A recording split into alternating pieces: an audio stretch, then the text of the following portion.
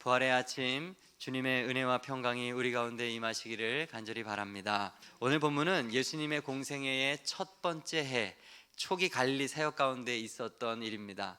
주님께서 공생애를 시작하면서 유대 땅은 발칵 뒤집어졌습니다. 상상을 해보시지요. 이제 갓 30살밖에 되지 않은 젊은 청년이 나타나서 이전에 듣지 못했던 하나님의 말씀을 선포하고 있습니다. 그가 말씀을 전할 때 귀신 들린 자들의 귀신이 떠나갔습니다. 나병 환자, 중풍병자, 열병, 혈루병 모든 질병들이 고쳐졌습니다. 맹인들이 눈을 떴고 안진뱅이가 일어났습니다. 바람과 바다까지도 잠잠케 되는 놀라운 역사가 있었습니다. 사람들은 그래서 그를 따르기 시작했습니다. 하지만 모두가 예수님을 반긴 것은 아니었습니다. 하나님의 아들이 오셨는데 아이러니하게도 유대인들의 종교 지도자들이 그를 의심했고 비난했고 예수님을 대적했습니다. 오늘 본문 3절 말씀을 보면 서기관들이 예수님을 신성모독하는 자다라고 여겼습니다. 그리고 11절에 보면 바리새인들이 예수님을 죄인들과 함께 식사를 한다면서 책망을 했습니다. 정죄를 했어요. 그리고 14절에 보면 심지어 요한의 제자들마저 예수님의 제자들이 금식하지 않는 문제를 가지고 와서 예수님을 의심하고 따지고 들었습니다. 당시의 상황을 구체적으로 좀 설명을 드리면 이렇습니다. 예수님이 세리인 마태를 자신의 제자로 삼으시고 그의 집에서 여러 죄인들과 함께 식사를 했습니다. 그때 바리새인들이 그것을 보고 예수님이 어찌 저렇게 죄인들과 함께 식사를 하느냐 비난을 했어요. 그러자 주님께서 설명을 해주셨습니다. 너희가 하나님의 뜻을 잘못 이해하고 있구나. 나는 의인을 위해서 아무런 잘못이 없는 사람을 위해서 온 것이 아니라 죄인을 부르러 왔다 하면서 하나님의 뜻을 보여주셨어요. 바로 그러자 세례 요한의 제자들이 나와 금식에 관한 문제를 제기를 합니다. 이렇게 이야기를 하는 거죠. 우리와 저 종교지도자인 바리새인들은 금식을 하는데 왜 당신의 제자들은 금식을 하지 않습니까? 이때에도 주님께서는 말씀을 가르쳐 주십니다. 혼인집 손님이 신랑과 함께 있을 때 슬퍼하지 않는 것처럼 내가 제자들과 함께 있을 때 금식이 필요한 것이 아니다 라고 하면서 놀라운 이야기를 해주시는 것이죠. 여러분 보십시오. 지금 하나님의 아들이 이 땅에 사람의 몸을 입고 오셨습니다. 그런데 당시 종교 지도자들은 힘을 다하여 그 예수님을 대적하고 있는 것이고 예수님은 그들의 의심에 일일이 다 대응을 하고 계시는 것이에요. 전통적인 유대교 지도자들이었던 서기관들 그리고 바리새인들, 메시아의 길을 예비하라고 외친 세례 요한의 제자들은 예수님께서 지금 선포하고 계신 하나님의 말씀을 자신들의 사고로는 도무지 따라갈 수가 없는 것입니다. 그분의 말씀이 너무나도 파격적이어서 한마디 한마디가 논쟁거리가 될 뿐 받아들일 생각을 조금도 하지 못했던 거예요. 예수님의 마음이 얼마나 답답하셨을까요? 그는 이 세상에 창조주시고 하나님의 본체가 되시는 분이십니다. 온 우주 만물을 섭리하시고 자연의 모든 법칙을 만드신 분이시고 이스라엘에게 하나님의 뜻이 무엇인지 율법을 말씀하신 분도 그분 자체셨고 지금도 인간의 모습으로 오셔서 진리이신 그분이 율법이 무엇인지 그 본래의 뜻을 이스라엘 백성에게 가르쳐주고 계십니다. 그런데 저들은 그것을 이해하지 못하고 있어요. 아예 받아들이려고 하는 마음 자체가 없으니 예수님의 마음이 얼마나 답답하고 얼마나 안타까우셨을까요? 그 마음이 바로 오늘 우리가 읽었던 16절과 17절 말씀에 기록되어 있는 것입니다. 생배 조각을 낡은 옷에 붙이는 자가 없나니 이는 기운 것이 그 옷을 당기어 헤어짐이 더하게 됨이요. 당시 일반 이스라엘 백성들 사람의 옷은 배옷이었습니다. 옷감이 배였어요. 가난한 사람들은 얼기설기 짠 아주 싼 배옷을 입었고요. 부자들은 아주 촘촘하게 세밀하게 짜여진 세마포 배옷을 입었습니다. 그런데 이 배옷의 특징이 있습니다. 물로 세탁을 하면 그 옷감이 줄어든다는 거예요. 그래서 예수님의 말씀처럼 오래되어서 낡고 해진 배옷에는 한 번도 사용하지 않는 배옷 조각을 잘라다가 붙여서 끼워 입는 사람은 없었어요. 헌 옷감에 새 옷감을 기우면 겉으로 볼 때 당장은 괜찮아 보이지만 낡은 옷감은 몇 번 빨래를 해서 이미 수축할 대로 수축해진 옷이란 말입니다. 그런데 거기에 새로운 생배 조각을 붙이면 어떻게 될까요? 새롭게 세탁을 하게 되면 문제가 생기는 것입니다. 새로운 생배 조각이 수축하게 되면서 헌 옷감까지 잡아당겨서 옷 전체가 찢어지고 망가지기 때문에 그런 것이에요. 여러분, 예수님의 이 말씀은 비유의 말씀입니다. 낡은 옷이 무엇입니까? 예수님 이전의 유대교의 율법, 구질서, 낡은 가르침을 뜻하는 것이고, 생배조각, 깨끗한 새로운 배조각은 예수님의 새로운 가르침, 복음을 상징하는 것입니다. 유대인들의 낡은 율법주의적인 사고로는 예수님의 그 생명의 복음을 도무지 받아들일 수 없다라고 하는 이야기를 예수님께서 지금 모두가 알고 있는 일상적인 옷감을 비유로서 가르쳐주고 계시는 것이죠. 너희들의 그 사고를 그대로 고수하고 있다면 나의 이 생명의 말씀을 너희는 이해할 수가 없을 거다. 그러면서 같은 맥락의 말씀을 17절에 또 하시고 계세요. 새 포도주를 낡은 가죽 부대에 넣지 않는다. 보통 포도주는 가죽 부대에 보관을 하죠. 그런데 특별히 새로 만든 포도주, 새 포도주는 발효가 됩니다. 점점 부피가 커져요. 그러므로 이 새 포도주는 반드시 그냥 가죽 부대가 아니라 새 가죽 부대에 넣어야 합니다. 탄성을 잃어버린 그런 일반적인 그런 낡은 가죽 부대에 넣으면 안 되고 신축성이 있는 새로운 가죽 부대에 넣어야 돼요. 만약에 실수로 헌 가죽 부대에 새 포도주를 넣게 되면 포도주가 발효를 해가지고 부피가 커져서 이 낡은 가죽 부대가 터져버리고 마는 것이죠. 그래서 가죽 부대도 버려야 되고 포도주도 버려야 되는 거예요. 그래서 포도주와 가죽 부대 두 가지를 모두 다 보존하기 위해서는 새 포도주는 어디에? 새 가죽 부대에 넣어야 되는 것이죠. 이 말씀도 똑같은 비유입니다. 새 포도주는 예수님의 복음이고 낡은 가죽 부대는 유대교의 낡은 율법주의예요. 유대의 율법주의는 결코 예수 그리스도의 복음을 받아들일 수 없다는 사실을 예수님께서 또 비유로 말씀하고 계시는 것입니다. 여러분, 오늘 이 말씀은 나태하고 게으른 매너리즘에 빠진 성도들에게 경종을 울리는 말씀인 것입니다. 나는 새 가죽 부대와 같은 유연하고 포용력을 가지고 있는 신앙인인가? 아니면 낡은 가죽 부대와 같은 딱딱하게 굳어져서 신축성이 하나도 없는 굳은 마음을 가진 신앙인인가? 사랑하는 여러분, 새 가죽 부대와 같이 유연하고 포용력 있는 신앙인이 되시기를 주님의 이름으로 축복합니다. 우리는 이미 이스라엘의 역사를 다 알고 있어요. 그들은 낡은 유대교의 관습을 끝까지 버리지 못하여서 결국 낡은 가죽을 고집하다 터져버린 인생이 되었습니다. 지금도 그들은 예수 그리스도의 복음을 받아들이지 않고 있어요. 그러므로 우리도 자만하면 안 됩니다. 늘 우리 자신을 돌아봐야 하는 것입니다. 유연한 사고를 하고 있는가? 나는 부드러운 마음을 가지고 있는가? 늘 생각해야 합니다. 내가 지금까지 가지고 있었던 신앙적인 사고들, 내가 바르다고 믿고 있었던 신앙적인 태도와 습관들, 옳게 여기고 있는 그 모든 것, 하나님을 기쁘시게 한다고 했던 그 모든 행동들 하나하나를 다시금 되돌아보고 유연하게 변화를 맞아야 되는 것입니다. 저는 우리 교회 새생명 배단위 교회가 변화에 유연한 새로운 교회가 되기를 간절히 원합니다. 우리 교회의 슬로건 가운데 두 번째죠. 변화에 유연한 새로운 교회. 하나님의 말씀이 분명하다면 내가 그것을 얼마 동안 믿어왔고 얼마 동안 행동을 했던지 간에 분명한 말씀대로 내 자신을 수정하고 바르게 바꿀 수 있는 우리 교회, 우리 성도가 될 수 있기를 주님의 이름으로 축복합니다. 저는 우리 교회를 세우신 하나님의 뜻이 무엇인가 늘 고민합니다. 저는 한 번도 개척을 생각해 본 적이 없습니다. 그럴 만한 능력도 없고 용기도 없는 사람입니다. 그런데 상황을 만드셨고 하나님은 기도만 하면 자꾸 마음을 주셨습니다. 하나님 안 됩니다. 못합니다. 몇 달을 거절을 했는지를 모릅니다. 그런데도 하나님은 멈추지 않으셨어요.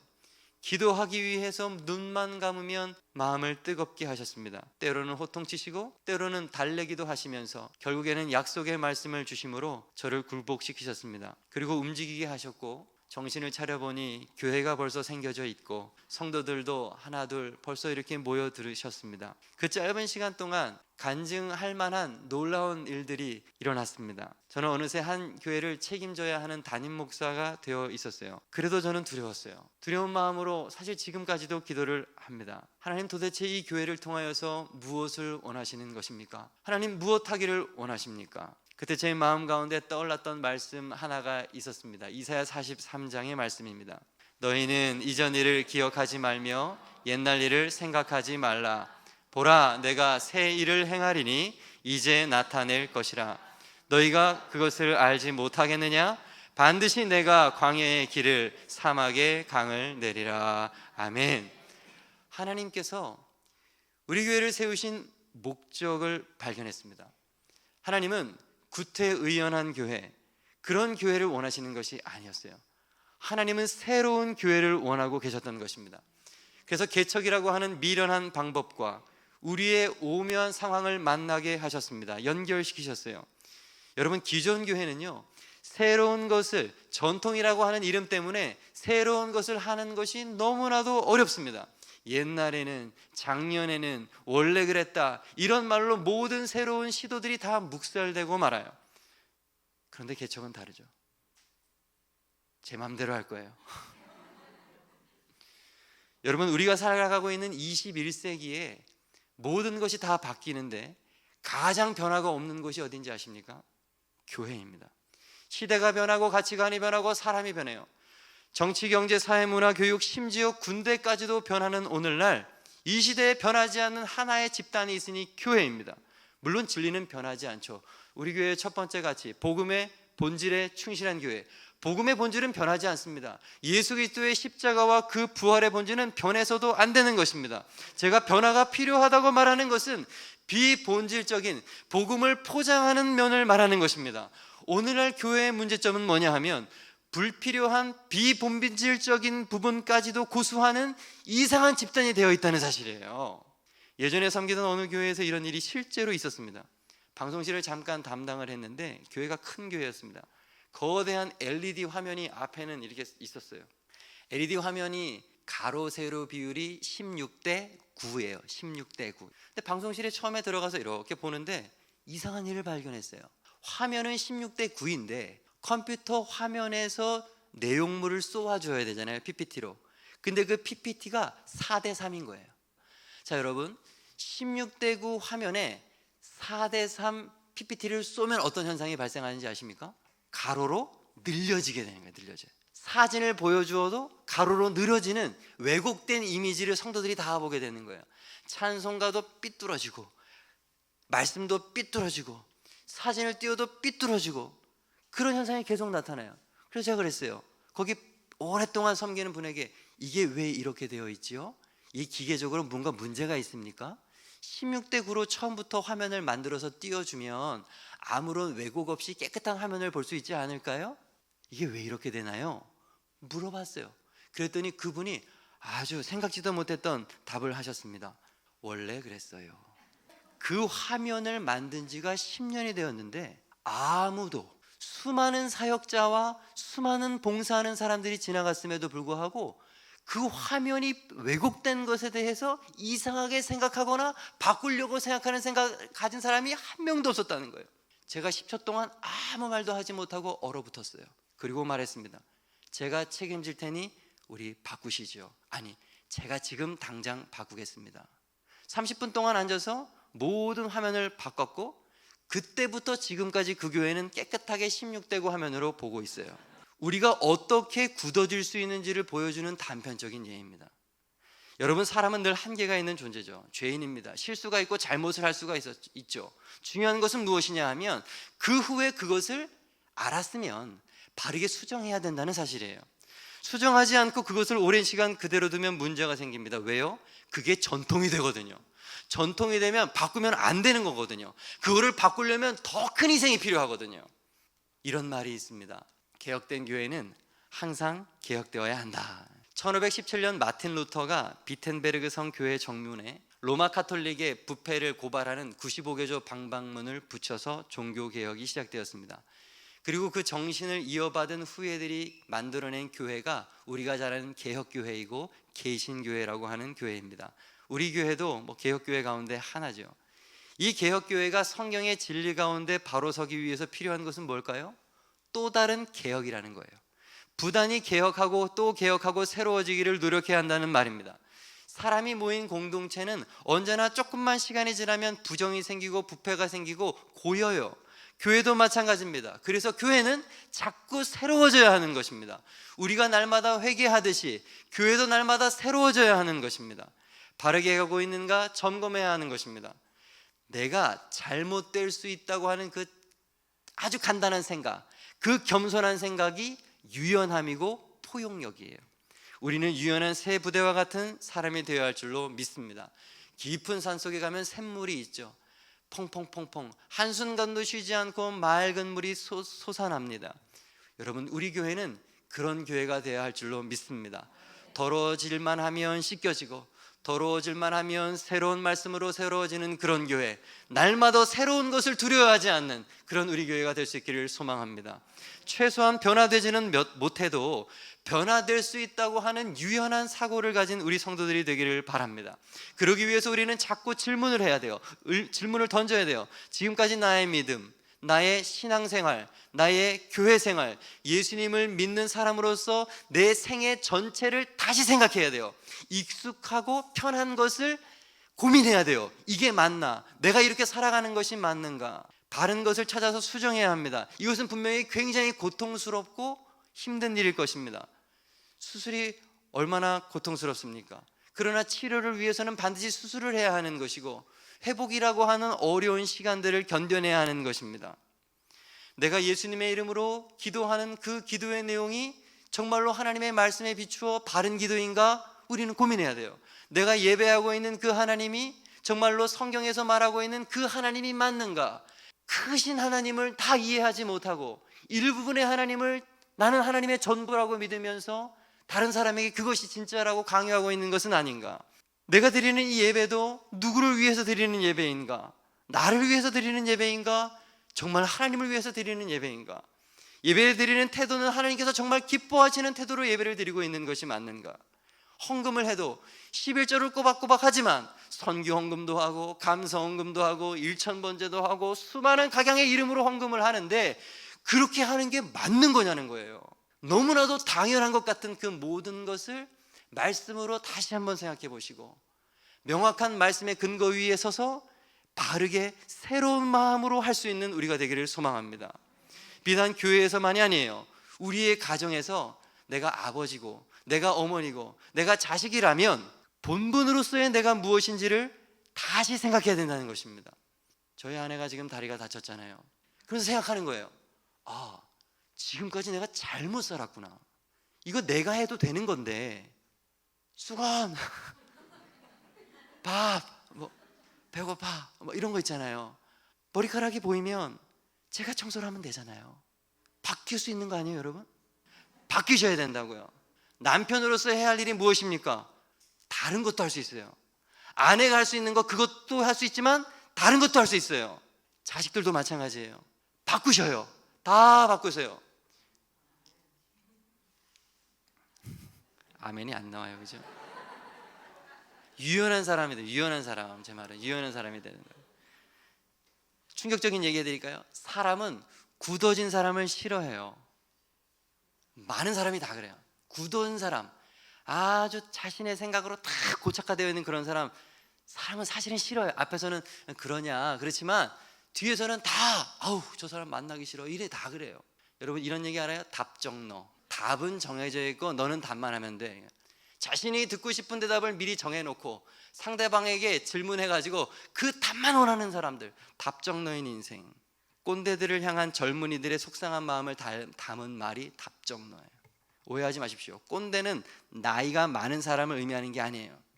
요즘에 젊은 꼰대가 얼마나 많은지 아세요, 여러분? 굳어진 사람이 되어서는 안 됩니다. 대화가 안 되는 사람과는 대화하기가 싫은 법이에요. 가만히 자신을 돌아보고 마음을 넓히십시오. 새 가덕부대와 같이 유연하게 마음을 넓히고 생각의 폭을 넓히십시오. 소수의 어떤 사람이 아니라 이 세상의 모든 사람은 다 넓어질 필요가 있어요. 우리 새생명 베다니 교회의 모든 성도님들은 이 새 가족부대와 같이 유연한 사람 되기를 축복합니다. 특별히 가정에서 그렇게 바뀌시기를 바랍니다. 자녀들이 부모를 포기해요. 여러분 아세요? 우리 엄마는 안 돼, 우리 아빠는 안 돼.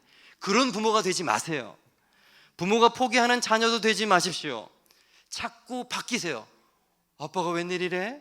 엄마가 웬일이래? 그런 이야기를 들어야 좋은 아빠인 거예요. 여러분, 어떤 아빠예요? 어떤 엄마예요? 오늘 제가 하나님 말씀은 안전하고 잔소리를 한다고 생각하는 분이 계실지 모르겠습니다. 아니에요. 이것이 하나님의 말씀이에요. 하나님께서 우리에게 원하시는 것은 십자가 지는 지식을 얻는 것이 아니라 십자가 지는 삶을 사는 것입니다. 누구든지 나를 따르려고 하든 자기를 부인하고 자기 십자가를 지라고 하셨습니다. 자기 부인, 내 자신을 부인하는 거예요. 나의 생각, 나의 고집, 나의 지식, 나의 경험 다 부인하는 것입니다. 사도 바울의 말을 따르면 나는 죽고 예수님이 내 안에 사시도록 하시는 거예요. 그분의 생각으로 그분이 주인 되어서 삶을 끌려가는 거죠. 여러분이 삶을 주도하지 마십시오. 수동적으로 사시기를 축복합니다. 우리는 늘 하나님께서 말씀하시면 나의 생각, 나의 습관, 나의 고집 바꿀 준비를 해야 합니다. 주님 언제나 말씀하십시오. 내가 바꾸겠습니다. 이게 바로 유연한 사람, 새 가죽 부대의 마음을 가진 사람들입니다. 젊다는 것이 무엇입니까? 변화를 두려워하지 않는 마음을 갖는 것입니다. 내가 잘못하고 있다는 것을 인정하는 사람이 젊은 사람입니다. 새 가죽 부대와 같이 유연하고 포용력 있는 신앙인이 되어야 합니다. 그럼 어떻게 하면 이런 유연하고 포용력 있는 새 가죽 부대와 같은 신앙인이 될 수 있을까? 오늘 본문의 유대 종교 지도자들 보면서 반면 교사를 삼을 수가 있어요. 14절 말씀을 보면 요한의 제자들이 예수님의 제자들을 막 책망해요. 왜 금식하지 않느냐 책망합니다. 요한의 제자들의 이 말 속에서 우리는 종교적 독선과 편견에 사로잡힌 사람들의 특징을 발견할 수가 있습니다. 그것은 바로 타인을 판단하고 정죄하는 것입니다. 새 가죽 부대와 같은 부드러운 성도가 되기를 원하신다면 우리는 먼저 비판하고 정죄하는 일을 멈추어야 합니다. 타인을 비판하고 정죄하기를 즐겨하는 사람들의 그 마음속 깊숙한 곳에는 무엇이 있을까요? 나는 옳다는 거예요. 자기중심성입니다. 문제는 이 교만한 생각을 신앙에도 적용하는 것이죠. 하나님의 은혜는 측량할 수가 없는데 그가 일하시는 방식도 사람의 머리로는 도무지 이해할 수 없는 오묘한 방식인데 하나님께서는 사람마다 베푸시는 역사하시는 방법이 다 다르잖아요. 체험케 하는 역사가 다 다릅니다. 그런데 죄송해요, 꼰대 그리스도인들은 자신이 경험한 그 체험만 진짜예요. 자신이 아는 하나님만 진짜입니다. 다른 사람들의 이야기와 다른 사람의 체험은 인정하지 않아요. 묵살합니다. 그렇게 기도하면 안 돼, 그렇게 봉사하면 안 돼, 그렇게 예배하면 안 돼, 그렇게 헌금하면 안 돼. 왜 안 돼요? 그렇게 말하면 안 되지.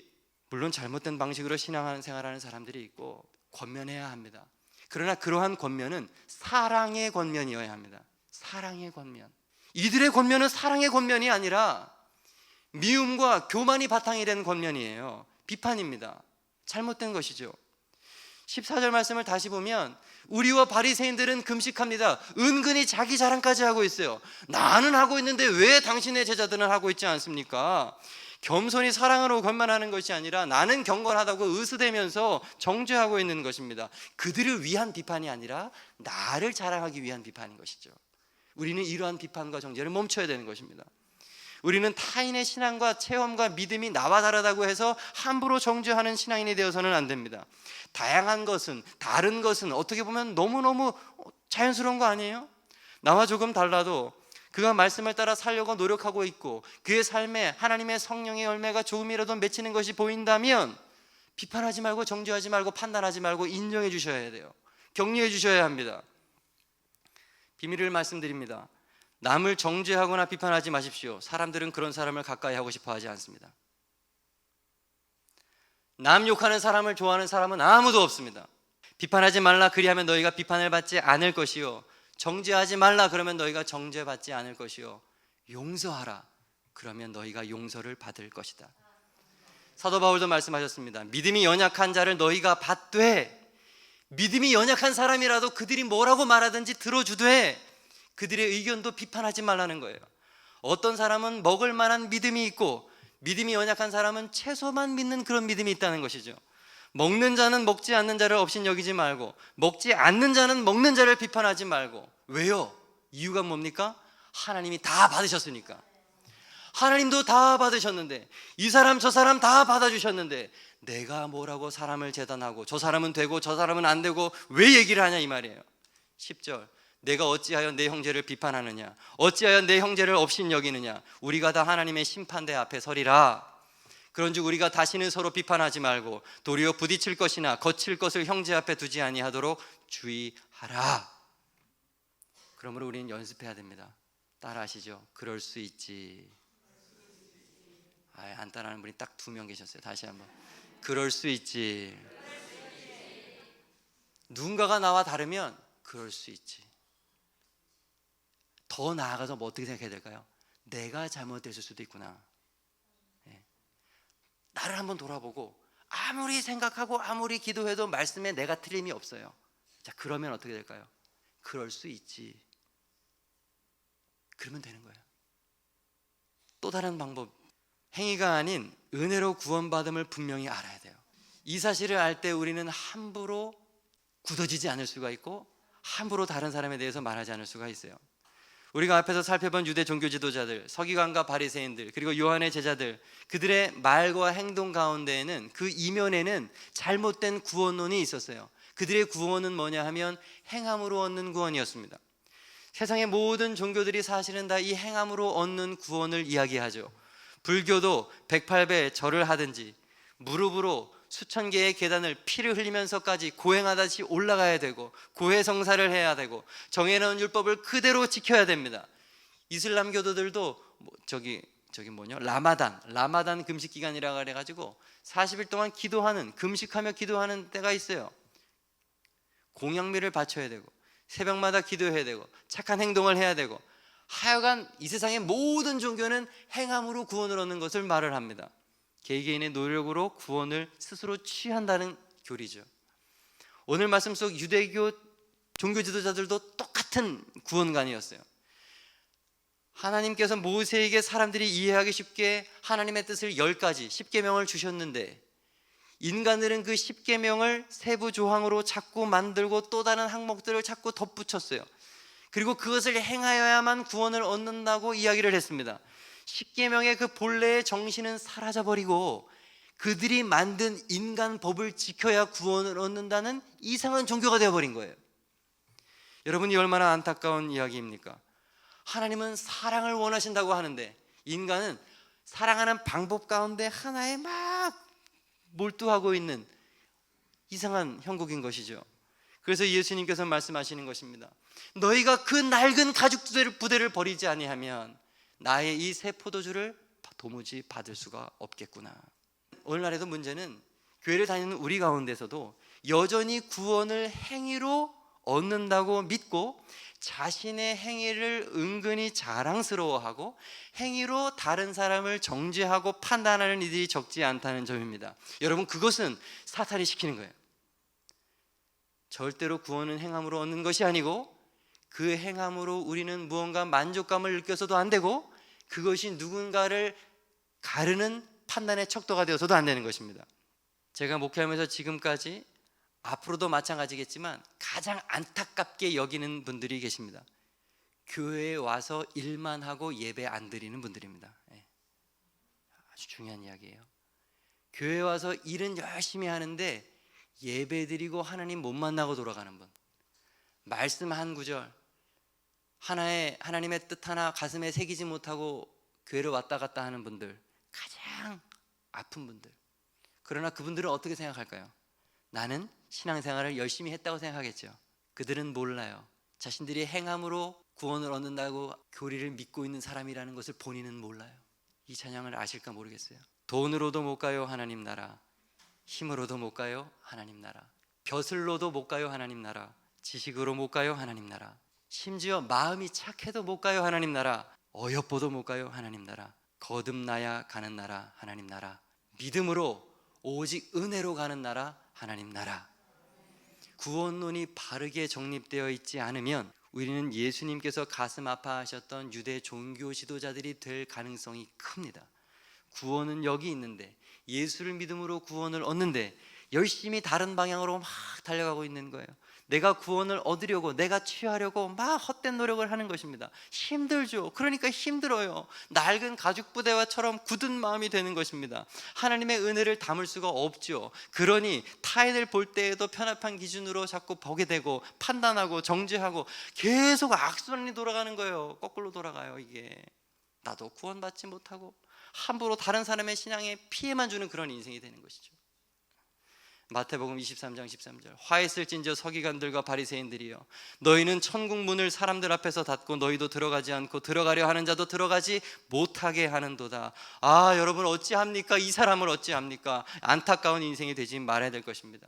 구원은 내가 얻는 것이 아니에요. 하나님이 선물로 거저 주셔서 받는 것뿐입니다. 우리는 아무 공로가 없어요. 어디 자랑할 것도 없고 남을 판단할 것도 없어요. 그저 감사뿐이요 하나님께 영광입니다. 이사야 64장 6절 무릇 우리는 다 부정한 자 같아서 우리의 의는 다 더러운 옷 같으며 우리는 다 잎사귀같이 시들므로 우리의 죄악이 바람같이 우리를 몰아가나이다. 우리에게 의라고 하는 것은 더러운 옷뿐이라는 거예요. 더러운 옷처럼 걸레처럼 다 그냥 너덜너덜해진 그런 상태가 바로 우리들의 모습이라는 것이에요. 회생불능, 우리에겐 희망이 없어요. 내 행함으로는 구원을 도무지 얻을 수가 없어요. 우리가 할 수 있는 것은 오직 십자가를 바라보고 의지하는 것밖에 없는 것입니다. 내가 이렇게 벌레만도 못한 존재라는 것을 알진데 그런 내가 구원을 얻었는데 내가 감히 누구에 대해서 함부로 말을 할 수가 있겠습니까? 주님만 구원의 유일한 길이 되심을 바로 알고 그분만 의지하는 우리가 될 수 있기를 축복합니다. 은혜를 아는 사람은 절대로 굳어질 수가 없습니다. 뜨겁게 기도하고 눈물을 흘리는 사람은 마음이 부드러워요. 이래도 좋고 저래도 좋고 이래도 감사요 저래도 감사요. 내가 무엇이길래 불평하고 내가 무엇이길래 함부로 남을 이야기하는가. 그런 우리 새생명 배단위의 모든 성도가 되기를 주님의 이름으로 축복합니다. 말씀 정리하겠습니다. 둘이 다 보존되기 위하여 첫째, 새 가족부대와 같이 유연하고 포용력 있는 신앙인이 되어야 합니다. 그러기 위해서는 사랑 없는 비판, 중요한 거예요. 그냥 비판이 아니라 사랑이 없는 자기를 위한 교만한 비판과 정죄에 멈춰야 되는 것입니다. 둘째, 행위가 아닌 은혜로 나도 구원을 받았다고 하는 사실을 분명히 자각해야 합니다.